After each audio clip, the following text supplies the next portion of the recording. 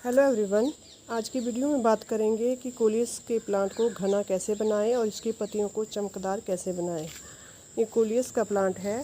सबसे पहले तो बात कर लेते हैं, कोलियस का जो प्लांट होता है ये कई कलर्स में आता है। कई कलर्स में इसकी पत्तियां होती हैं, जैसे यहाँ पे है ग्रीन पत्तियाँ हैं और बीच में डार्क मैरून कलर है, डार्क ब्राउन जैसा, और ये है मैरून कलर, इसमें बीच में रेड कलर का शेड है। और कुछ ऐसी होती हैं, कुछ इस तरह से भी प्लांट आते हैं। देखिए ये इसमें ग्रीन कलर ज़्यादा है और बीच में मैरून है, उसके बीच में पिंक कलर है। तो कई कलर्स में जो है कोलियस का प्लांट आता है। तो कोलियस के प्लांट को घना कैसे बनाएं? सबसे पहली बात तो ये है, कोलियस के प्लांट को घना ऐसे भी बना सकते हैं, जैसे इसके ये वाली ब्रांच है तो इस ब्रांच को हमने ऊपर से पिंच कर देना है, ऐसे 5-6 इंच नीचे से इसको हमने पिंच कर दिया, इस तरह से इसको कट कर दिया। अब इसकी तो कोलियस के प्लांट को घना करने के लिए हमें इसकी पिंचिंग करनी होती है। पिंचिंग बहुत ज़रूरी है। ऊपर से 3 या 4 इंच की पिंचिंग करनी है। मैंने थोड़ी ज़्यादा ले ली है क्योंकि मैंने इसी प्लांट को दूसरे गमले में लगा देना है। जैसे जैसे हम इसकी पिंचिंग करते जाते हैं तो हम इसके लिए नया प्लांट भी तैयार कर लेते हैं।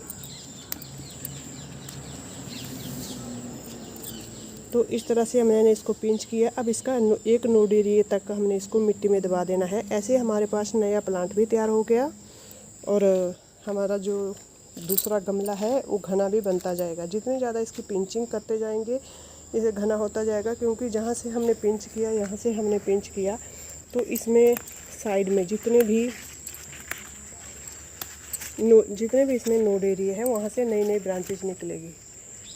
यहाँ पे भी इसका नोड एरिया है, इसके नीचे भी नोड एरिया है, इसके नीचे भी नोड एरिया है। तो यहाँ से जैसे यहाँ से पिंच किया तो एक इस साइड से एक दूसरी साइड से ब्रांच निकलती जाएगी और प्लांट घना होता जाएगा। तो ये तो होगी इसको घना करने की बात। अब है इसकी पत्तियों को चमकदार कैसे बनाएं। पत्तियों को चमकदार बनाने के लिए भी इसकी पिंचिंग ही करनी होती है। जैसे यहाँ से हमने इसको ऊपर से पिंच कर दिया, ये कर दिया इसको पिंच। अब इसकी जो न्यू ग्रोथ है, न्यू जो पत्तियां हैं इसकी, ये चमकदार बनकर आएंगी। मतलब यही है कि इसकी जो पत्तियां हैं वो ज़्यादा बड़ी नहीं होने देनी है। जैसे यहाँ पे प्लांट है, ये जो इसकी न्यू ग्रोथ है इनमें चमक ज़्यादा है, और ये जो इसकी पुरानी पत्तियां हैं, पुरानी लीव्स है इसकी, देखिए इनका कलर बिल्कुल फीका है। तो जो बड़ी बड़ी पत्तियाँ होती हैं इस तरह से इनको हटाते रहना है, और जितनी ज़्यादा इस प्लांट की पिंचिंग करते जाएंगे इसकी पत्तियों का कलर उतना ही निखर के आएगा। आगे बात कर लेते हैं कि कोलियस के प्लांट को पानी कब कब देना चाहिए। पानी इस प्लांट में तभी देना है जब इसकी मिट्टी ऊपर से 1-1.5 इंच तक सूखी हो।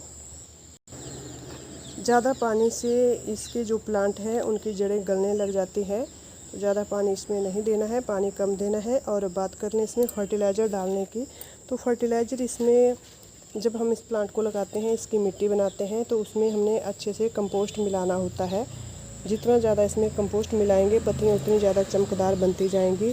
लेकिन कंपोस्ट की भी रेशो होनी चाहिए। जैसे 50% हमने गार्डन सॉइल बना दी तो उसमें 30% हमने कंपोस्ट मिलाना है, और 20% इसमें अब जैसे रेतीली मिट्टी होती है उसको मिला लेना है।